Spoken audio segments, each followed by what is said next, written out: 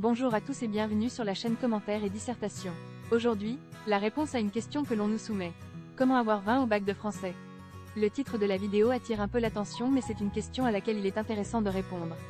Mais avant de débuter, comme toujours, si tu n'es pas abonné, abonne-toi, si le contenu t'intéresse, merci de mettre un like, ça nous encourage, et partage la vidéo si tu penses qu'elle peut intéresser des personnes de ton entourage.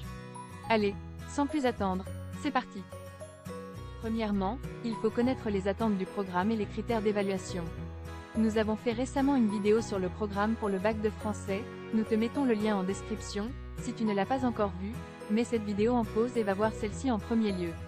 Tu dois déjà savoir à quoi t'attendre exactement afin d'éviter toute panique ou tout effet de surprise. Deuxièmement, tu dois être capable de faire une analyse impeccable sur des textes variés. Autrement dit, tu dois maîtriser parfaitement la méthode des exercices, en fonction du fait que tu es en première générale ou technologique. Dans le premier cas, tu dois maîtriser le commentaire et la dissertation. Nous avons fait un grand nombre de vidéos sur le sujet, va voir, nous avons fait une playlist pour chacun de ces exercices ainsi qu'une playlist avec des exemples de commentaires et une autre avec des exemples de dissertation. Tu trouveras également des fiches méthodologiques complètes sur notre site ainsi que des commentaires composés entièrement corrigés. Nous avons également un petit guide pas à pas sur la méthodologie du commentaire, tu trouveras un lien en description. Bref, tu as accès à tout le savoir nécessaire pour un travail impeccable au bac. De même, si tu es en série technologique, tu trouveras une vidéo méthodologique ainsi que des fiches de synthèse sur notre site www.commentaires-et-dissertation.fr. Troisièmement, tu dois exercer ton expression écrite régulièrement. Il faut que tu t'entraînes le plus possible afin que ta rédaction soit la plus fluide possible. Tu verras, au fur et à mesure, des mécanismes argumentatifs se mettent en place. Par exemple, les mots de liaison qui permettent à ton examinateur de suivre ton raisonnement apparaîtront de plus en plus naturellement dans ta rédaction. Là aussi, tu peux trouver de l'aide dans notre fiche sur les connecteurs logiques qui se trouve sur notre site, nous te mettons un lien en description.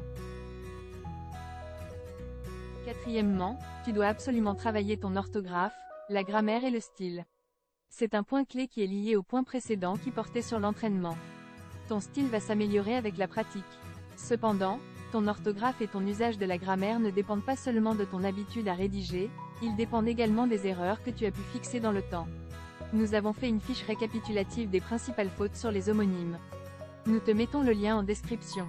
Fais donc attention à ce que le professeur peut te faire remarquer sur tes copies afin de t'exercer précisément sur ces points de grammaire. Si tu souhaites que l'on axe certaines vidéos ou des fiches sur notre site sur la grammaire et l'orthographe, n'hésite pas à nous le dire dans les commentaires. Cinquièmement, lis les œuvres et révise avant les échéances. Il est important de comprendre que les fiches de résumé et autres fiches de synthèse sur une œuvre sont très utiles pour réviser, nous avons fait sur cette chaîne et sur notre site, mais il est essentiel que tu comprennes que ta lecture est primordiale. Ensuite, tu dois mesurer que le bac blanc et plus encore le bac nécessite que tu révises.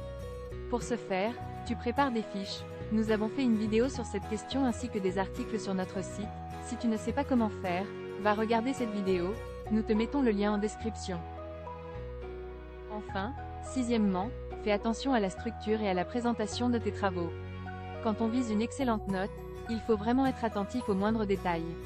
Or, la présentation de ta copie n'en est pas un. C'est la première image que l'examinateur aura de ton travail, donc le soin que tu apportes à ta copie, donc à la graphie mais aussi à la présentation de tes paragraphes, est essentiel.